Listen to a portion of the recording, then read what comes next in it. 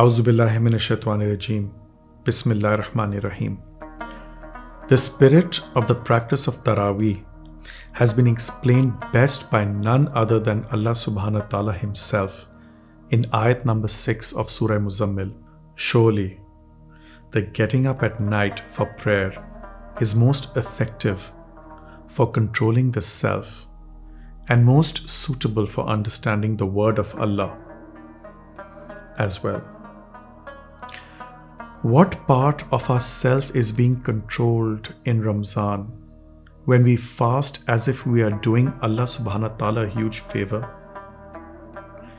We complain of headaches, we snap at each other as we feel hungry or thirsty, or display withdrawal symptoms from lack of sleep.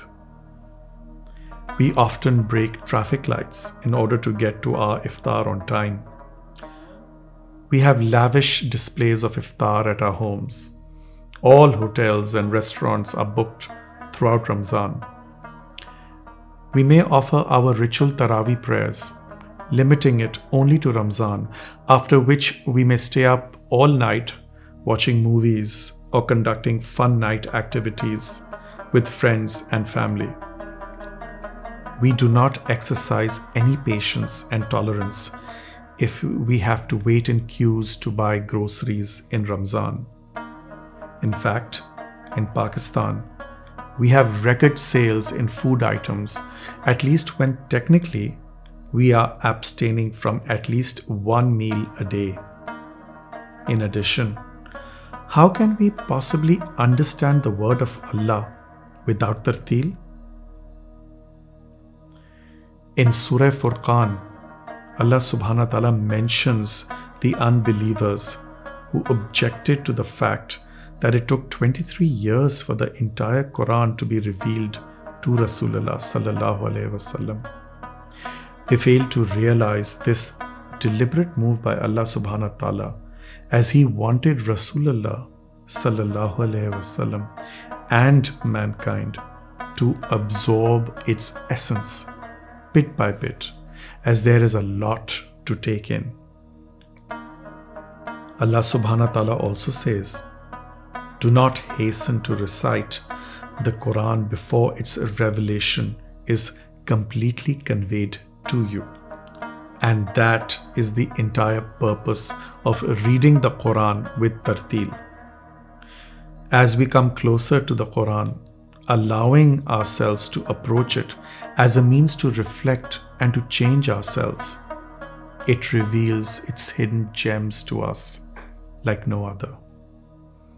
As Maulana Rumi mentioned, that there are different levels of insights in approaching the Quran. There is a surface level which the majority of people are coherent with. But for those who sincerely intend to delve into it, the Quran opens to them its inner meaning. But there comes a point when the level is so deep that it cannot be put into words, and only Allah subhanahu wa ta'ala knows best. This exercise of delving into the Quran is to allow us to change from within. As Allah subhanahu wa ta'ala mentions in the Quran, Allah never changes the condition of a people until they change what is in themselves. This again brings us back to the heedless nature of the existence of mankind in general.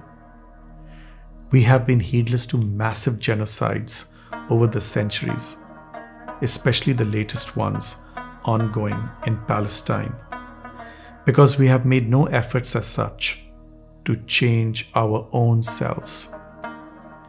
We find comfort and solace in our own spaces and are merely concerned only with our lives and perhaps with that of our immediate family and close friend circles.